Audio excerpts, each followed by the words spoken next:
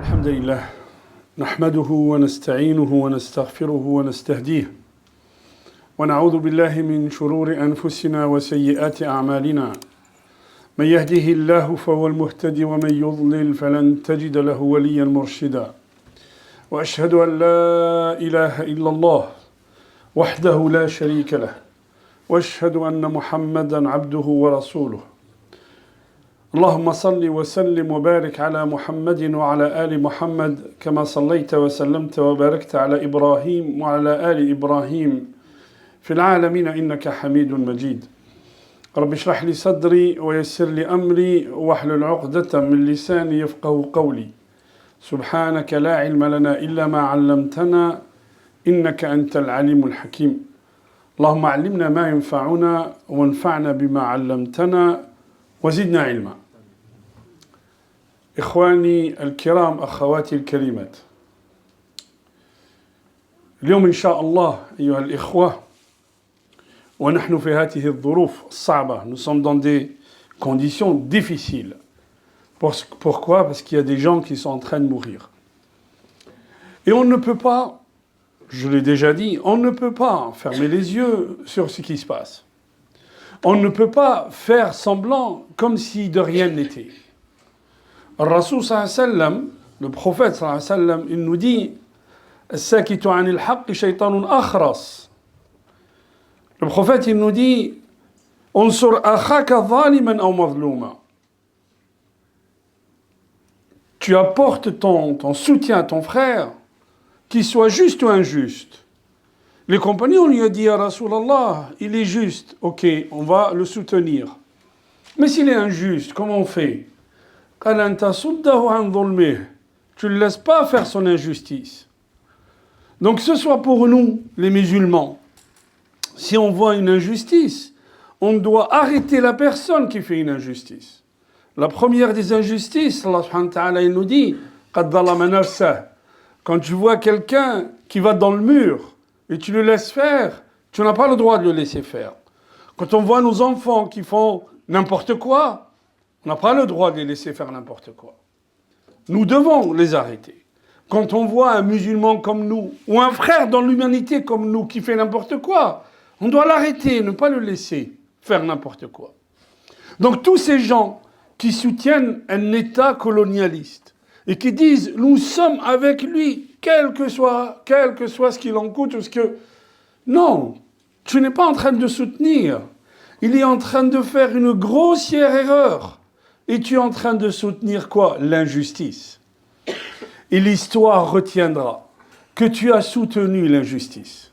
Comme l'histoire a retenu que le général de Gaulle a été traité par terroriste par les nazis. Vous voyez, Jean Moulin, qu'est-ce qu'il a subi, Jean Moulin? Et il a été traité par terroriste pour les nazis. Mais l'histoire a retenu que ce gars-là était un vrai résistant. Ce gars-là, il n'a pas baissé la tête et dire Amen. Vous voyez, ça c'est très problématique. La deuxième ayah sur laquelle je veux qu'on attire notre attention, nous tous, ayyuha al-ikhwa, Allah subhanahu wa ta'ala, il dit au prophète Ya ayyuha al-nabi, balligh ma unzila ilayka min rabbik. وإن لم تفعل فما بلغت رسالته والله يعصمك من الناس. Allah subhanahu wa ta'ala il dit au prophète transmets ce que Allah subhanahu wa ta'ala descend sur toi. Transmets ce que Allah subhanahu wa ta'ala descend sur toi. Et si tu ne le fais pas, tu n'as pas transmis le message pour lequel Allah subhanahu wa ta'ala t'a choisi. Allah il te préserve des gens. Écoutez bien. Quand cette ayah est descendue, quand le prophète il partait en expédition, il y avait des gens qui tenaient la garde devant la tente du prophète. Il y avait des sahaba, des compagnons qui tenaient la garde devant la tente du prophète. À partir de cette ayah, le prophète il leur a dit, ne tenez plus la garde. Wallahu ya'simuka minan nas. Allah subhanahu wa ta'ala, c'est lui qui me préserve. Il y a une Allemande qui s'appelle Anne-Marie Schimmel. Rahmatullahi alayha. Vous allez me dire, pourquoi tu dis Rahmatullahi alayha? Parce qu'elle est morte musulmane. Quand elle est décédée, elle a demandé à ce qu'on mette sur sa tombe ce hadith du prophète. الناس نيام إذا ماتوا انتبهوا Les gens sont endormis, ils se réveilleront le jour où ils seront morts. Cette femme qui a caché son islam, bien sûr, parce que si tu dis que tu es musulman dans une société qui combat l'islam, c'est très difficile. Et je comprends. Certains frères n'osent pas parler de la situation parce qu'ils ont peur. Je comprends. Pourquoi elle a caché son islam? Parce que ça lui permettait de continuer ses recherches. Cette femme, elle est devenue musulmane par cette ayah. Elle a dit quelqu'un qui ment. Parce que c'est ce qu'on dit. Mohammed, c'est lui qui a écrit le Coran. Il ment, c'est un menteur. Quelqu'un qui ment, il ne croit pas à son propre mensonge.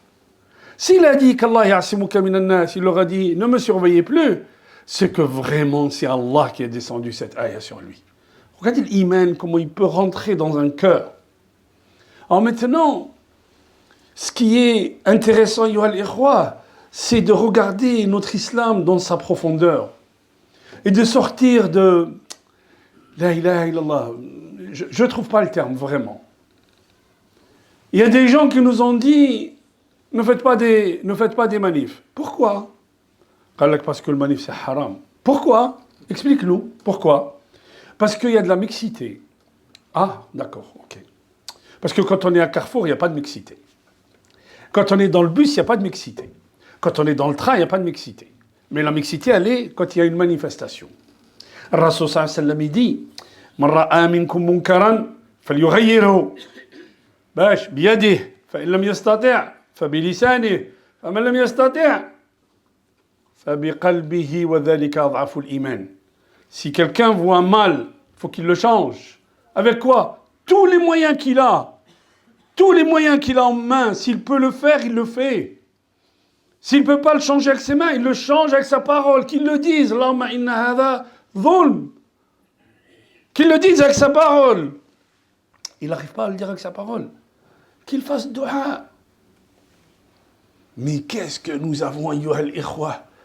J'étais dans une mosquée faire salat al-isha, l'imam, il fait dua après chaque prière ou après salat al-isha, salat al-fajr, yaqnout, il fait dua pour les gens qui sont en train de mourir.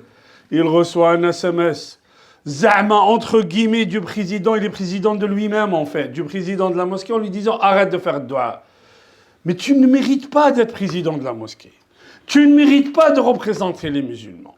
Que le président d'une grande mosquée, il passe à la télé, et il dit Mahomet, Mahomet. Mahomet, ça veut dire Mahomet. Alors que Mohammed, c'est le tout loué. Donc celui qui n'est pas loué, il dit Mahomet. Ça t'écorche la gorge si tu dis Mohammed sallallahu alayhi wa sallam. Sallallahu ala rasulillah. Ça t'écorche la gorge. Tu prétends représenter les musulmans. Alors, on a parlé dans ce mimbar des les grandes nécessités. Daruriyat al-khams. Et on a dit, parmi les grandes nécessités, c'est quoi? Hifdhul nafs, hifdhul din, la foi, la préservation de la foi. Et juste après, hifdhul nafs. وَلَا تَقْتُلُوا النَّفْسَ الَّتِي حَرَّمَ اللَّهُ إِلَّا بِالْحَقِّ. C'est ce qu'Allah subhanahu wa ta'ala dit dans le Coran. Les ulama bil-istiqra, en lisant les textes, ils nous ont dit que le Coran, Allah subhanahu wa ta'ala a descendu le Coran pour préserver les 5 grandes nécessités. La foi, la vie, la famille ou la descendance. L'ird aussi, l'honneur des gens, les biens et la raison. Hifdhun nafs, c'est quelque chose de très important dans l'islam. Ceux qui nous disent votre idéologie, ce que vous savez, on reçoit beaucoup de messages. Les gens disent que nous sommes des intégristes, des radicaux, des ceci, des cela. Déjà, le mot intégriste ne s'applique pas à la religion musulmane. Sachez, mes chers frères, le mot intégriste a été inventé quand on voulait faire l'aggiornamento de l'Église, quand on voulait revoir les textes de l'Église parce que les gens voyaient que ce que faisait l'Église, les gens se rebellaient contre ça. Et les indulgences que faisait l'Église, c'est quoi les indulgences? Tu as fait un péché? D'accord. Eh bien tu viens, tu donnes une bourse et tu lis 3 Ave Maria et c'est bon, le pape t'a absous ou le curé t'a absous et tu vas rentrer au paradis. Eh bien, en 1517, il y a quelqu'un qui était chrétien, justement, et qui était catholique. Il a dit, on ne peut pas continuer comme ça. On ne peut pas mentir aux gens autant. Donc, ces indulgences-là, c'est faux. C'est faux, c'est pas ça. Alors, qu'est-ce qu'il a fait? Il a pris la Bible que personne n'avait le droit de lire. Écoutez bien, vous savez quand est-ce que l'Église a permis aux gens de lire la Bible? Dans Concile Vatican II, c'est-à-dire 1963-1965. Hier, l'Église a permis aux gens de lire la Bible. Les gens n'avaient pas le droit de lire la Bible. Le premier verset du Coran, Iqra. Iqra bismi rabbik. Et le problème des musulmans aujourd'hui, la iqra'oun, comme a dit Moshe Dayan. Quand on a dit à Moshe Dayan, pourquoi vous avez élaboré votre plan? Vous avez dit votre plan en 67. Il a dit, vous avez dit, nous allons attaquer l'Égypte, ensuite la Syrie, ensuite la Jordanie. Et vous n'aviez pas peur que les gens réagissent? Non. Alors les Arabes, ils ne lisent pas. Et s'ils lisent, ils ne comprennent pas. Et s'ils comprennent, ils oublient vite. C'est Moshe Dayan qui a dit ça, le ministre de la Défense d'Israël en 1967. Et en 1967, Israël a multiplié son territoire de je ne sais pas combien. Ils ont pris le Sinaï, le Canal de Suez, ils ont pris le Sinaï, Gaza, ils ont pris la Cisjordanie, ils ont tout pris. Pourquoi? Parce que l'arabe la yaqra'oun. Je disais donc, l'Église a permis de lire la Bible en 1965. Et qui avait traduit la Bible en allemand? C'est Martin Luther, en 1517. Il traduit la Bible en allemand et il fait une proposition au pape avec 90 propositions. Le pape l'excommunie. Il le sort, il n'est plus chrétien, il n'est plus catholique. Et de là, le mouvement protestant est né. Et on vous dit dans les campagnes françaises, quand on voyait quelqu'un qui savait lire, c'était un protestant. Quand on voyait quelqu'un qui ne savait pas lire au Moyen-Âge, c'était pas un protestant, c'était un catholique. Tenez-vous bien, Yohal Ikhwa, pour que vous sachiez, parce que le problème des musulmans, c'est quoi? C'est qu'on ne sait pas. On nous a caché la vérité. Et en nous cachant la vérité, on nous dit que la guerre a commencé il y a 7 jours, le 7 octobre. Non, la guerre n'a pas commencé le 7 octobre. Non, détrompez-vous.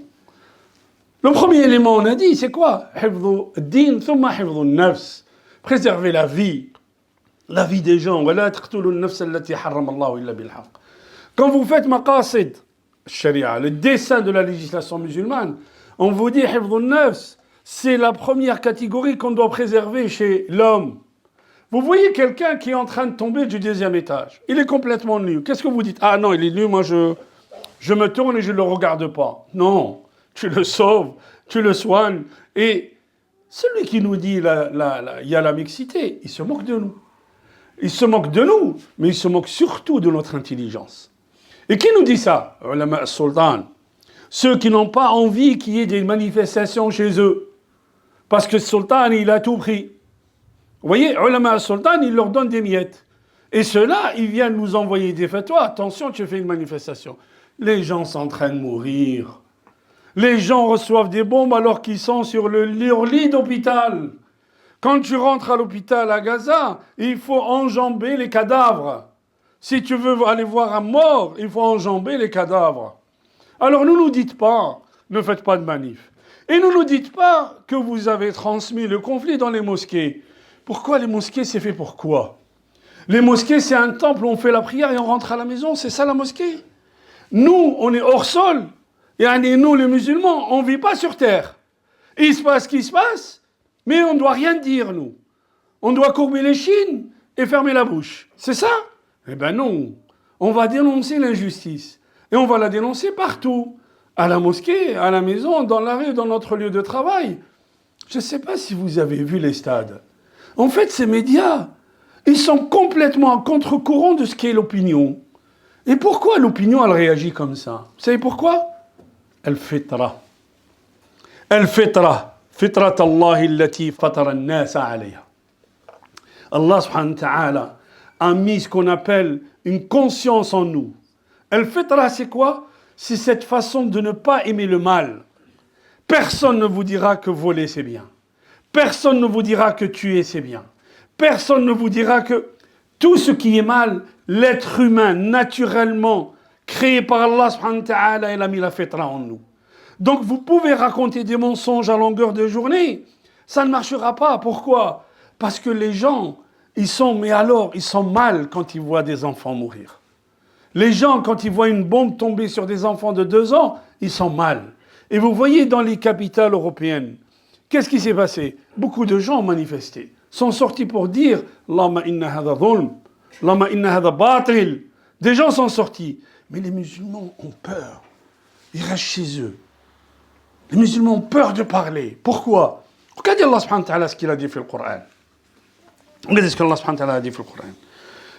Et combien de fois on a parlé de Moussa et Pharaon? Quand Allah subhanahu wa ta'ala, il envoie Moussa à Pharaon. Pharaon lui dit, toi tu es un sorcier. Alors on va te ramener des gens qui sont plus forts que toi. Et il va ramener les sorciers de tout l'Égypte. Et les sorciers sont fiers de travailler pour Pharaon. Et je ne vous dis pas qu'ils sont les sorciers aujourd'hui. Ils sont fiers de travailler pour eux. Pharaon, il leur dit, vous êtes min al-muqarrabin. Si vous gagnez, vous allez voir comment vous allez être approchés, comment vous allez être rapprochés de moi et vous allez avoir des biens et tout ça. Bon. Mais Sahir, lui-même, il sait que ce qu'il fait, c'est un mensonge. Lui-même. Donc celui qui ment à travers la télé, à travers les journaux, il sait très bien qu'il est en train de mentir. Mais il fait passer, parce qu'il a peur de perdre son travail. Il a peur. Et je reviendrai sur la peur tout à l'heure. As-Sahara, quand ils ont vu que ce qu'a ramené Moussa alayhi salam, quand il a jeté son bâton, le bâton a commencé à manger tout ce qu'il y a autour. Ils ont vu que ce n'était pas du sihr. Ils ont vu que ce n'était pas vraiment de la sorcellerie.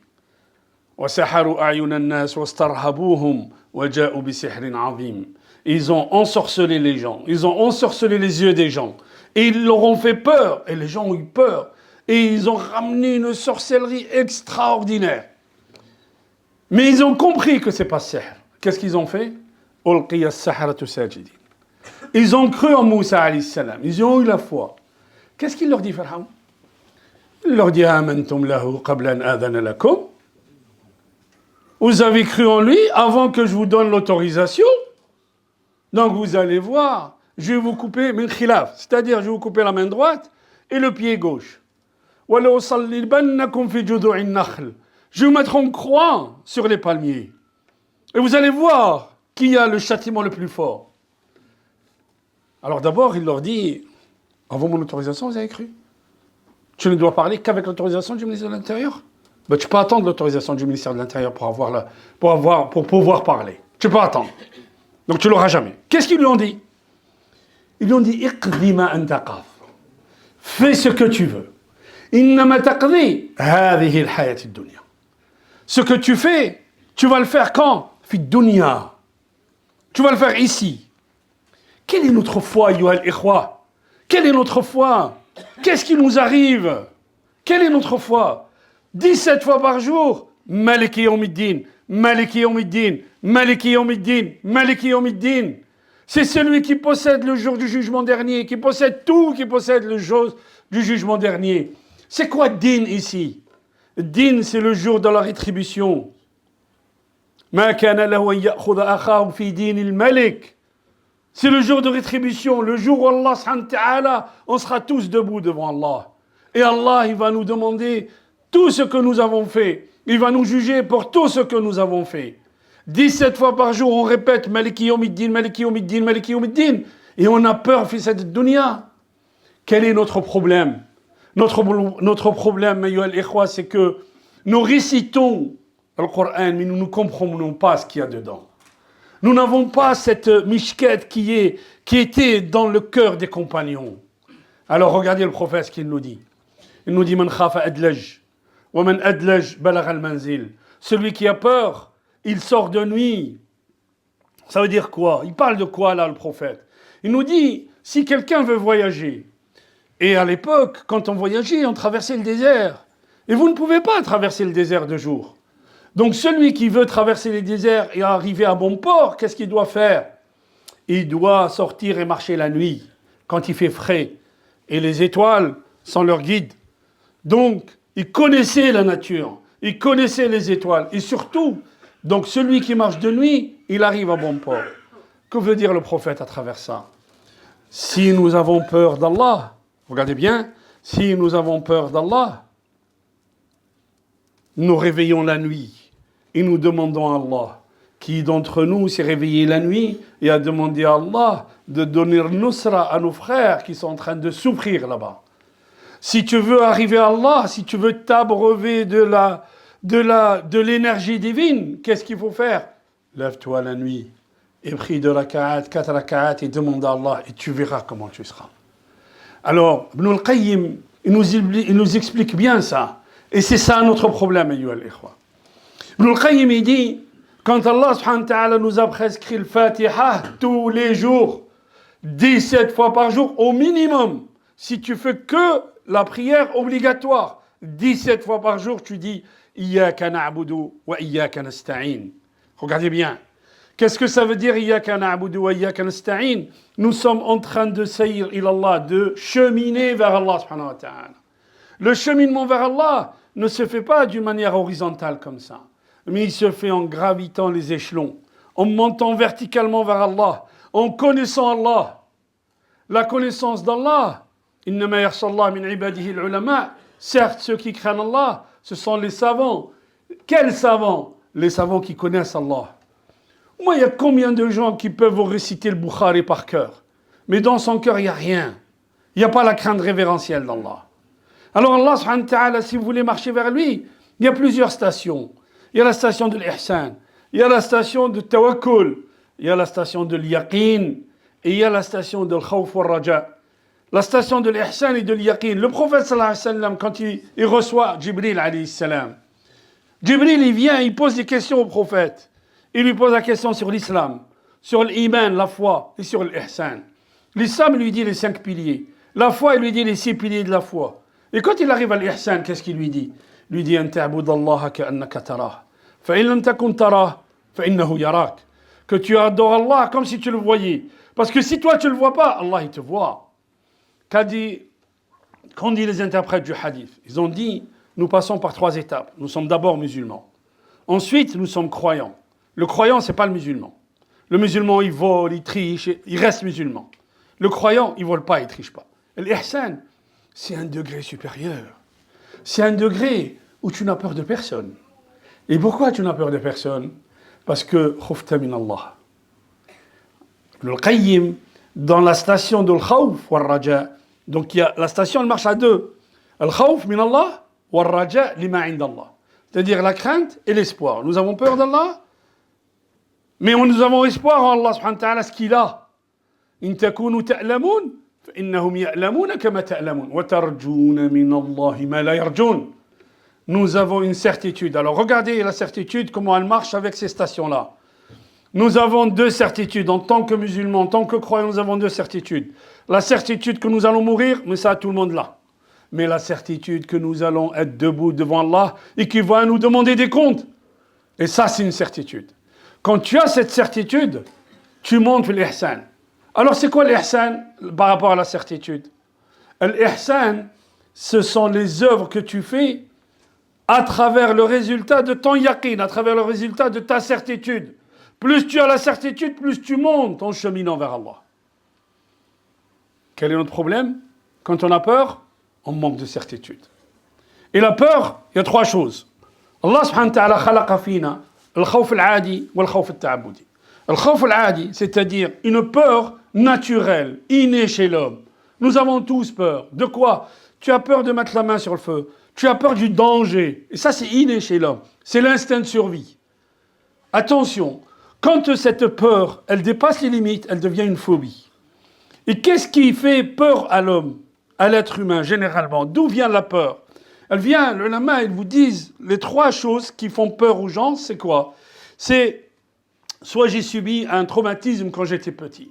Et à chaque fois qu'il y a un événement qui passe, j'ai le traumatisme qui remonte et j'ai peur. Soit j'étais très, très, très triste d'avoir eu quelque chose dans ma vie. Et pourquoi on est triste? Regardez comment l'islam nous éduque, ayyuhal ikhwa. Pourquoi on est triste? On est triste pour 2 choses. Parce que nous avons perdu un être cher, ou bien parce que nous avons perdu un risque, de l'argent. Alors, que nous dit l'islam? C'est pas anormal d'être triste. C'est tout à fait normal et c'est une miséricorde d'être triste. Par contre, la tristesse qui dépasse l'entendement, Allah subhanahu wa ta'ala la yuhibbuha. La tristesse, quand j'ai perdu un être cher, je vais le rencontrer chez Allah. C'est pour ça que les gens qui meurent, leurs mères, elles font des yo-yo. Elles pleurent, bien sûr, mais après elles disent « Je suis fier que mon fils est mort en martyr. » Vous voyez ce qu'elles disent? Voilà. Et la 3e chose, c'est quoi? C'est le waswas. C'est-à-dire, quand on était petit, on nous a fait peur de X, de Y, de Shaitan, de djinn. Vous imaginez, il y a des gens qui ont peur de Shaitan. Vous imaginez, il y a des gens qui ont peur de djinn. De le djinn. La ilaha illallah. Allah subhanahu wa ta'ala nous dit inna kayda shaytani kana dha'ifa. Et nous avons peur de ça. Omar al-Khattab, il marche, il va chez le prophète sallallahu alayhi wa sallam. Et le prophète, il sourit. Il lui dit, pourquoi tu souris, ya Rasulallah? Hakallah aussi nak. Il dit, le shaitan, il venait sur un trottoir, et toi sur le même trottoir. Quand il t'a vu, il a changé de direction. Regardez les gens qui avaient peur de qui? D'Allah. Alors que disent les ulama? Si tu crains Allah, il efface toutes les autres peurs. Quel est notre problème quand on a peur de tout? C'est quoi? C'est que ma wahadna Allah fi al-khawf minhu. Et le khawf min Allah, il te donne cette crainte révérentielle. Tu crains Allah, donc tu crains personne. Pourquoi? Parce que celui qui est en face de toi, la yamliku li nafsihi naf'an wa la dharra. Et si on doit mourir, un jour on va mourir tous de toute façon. Et il vaut mieux vivre un jour comme un lion que 100 jours ou 1000 jours comme un mouton. أقول قولي هذا وأستغفر الله لي ولكم فاستغفروه يغفر لكم إنه هو الغفور الرحيم. بسم الله والصلاة والسلام على رسول الله ولا حول ولا قوة إلا بالله. Nous devons être à la hauteur, ayyuhal ikhwa. Mais vraiment, nous devons être à la hauteur. Craindre Allah et faire les choses comme Allah subhanahu wa ta'ala l'a dit. Et vous allez voir, n'ayez pas peur. Allah subhanahu wa ta'ala nous dit ولا تهنوا ولا تحزنوا وأنتم الأعلون إن كنتم مؤمنين. Allah subhanahu wa ta'ala dit في القرآن إن يصيبكم قرح فقد مس القوم قرح مثله وتلك الأيام نداولها بين الناس. Si vous avez été touché par quelque chose qui fait mal, les autres aussi ont été touchés par des choses qui font mal. Mais ce sont les jours qu'on alterne entre les gens. تلك الأيام نداولها بين الناس. Donc qu'on se réveille et qu'on n'ait pas peur. Et surtout qu'on ne soit pas triste. Pourquoi? Parce qu'Allah subhanahu wa ta'ala, si on fait justement ce qu'Allah subhanahu wa ta'ala, إن كنتم مؤمنين. المؤمن لا يخاف أيها الإخوة. المؤمن لا يخاف. اللهم اجعلنا من التوابين واجعلنا من المتطهرين. اللهم اهدنا فيمن هديت وعافنا فيمن عافيت وتولنا فيمن توليت وبارك لنا فيما أعطيت وقنا شر ما قضيت إنك تقضي ولا يقضى عليك إنه لا يذل من وليت ولا يعز من عديت تبارك ربنا وتعاليت يا ذا الجلال والإكرام. اللهم اقسم لنا من خشيتك ما تحول به بيننا وبين معصيتك ومن الطاعات ما تبلغنا به جنتك ومن اليقين ما تهون علينا مصائب الدنيا ومتعنا اللهم بأسماعنا وأبصارنا وأبداننا أبدا ما أحييتنا واجعله الوارث منا واجعل ثأرنا على من ظلمنا وانصرنا على من عادانا. اللهم انصر إخواننا في فلسطين. اللهم انصر إخواننا في فلسطين. اللهم انصر إخواننا في فلسطين. اللهم انصر إخواننا في غزة وفي الضفة الغربية. اللهم انصر إخواننا في غزة وكن معهم ولا تكن عليهم يا رب. اللهم أعطهم الصبر والسلوان. اللهم ثبتهم يا رب العالمين. اللهم ثبتهم يا رب العالمين. اللهم ثبتهم يا رب العالمين. اللهم انصر إخواننا في فلسطين. اللهم انصر إخواننا في فلسطين. اللهم انصر إخواننا في فلسطين. عباد الله إن الله يأمر بالعدل والإحسان وإيتاء ذي القربى وينهى عن الفحشاء والمنكر والبغي يعظكم لعلكم تذكرون ولذكر الله أكبر والله يعلم ما تصنعون وقوموا إلى صلاتكم بارك الله.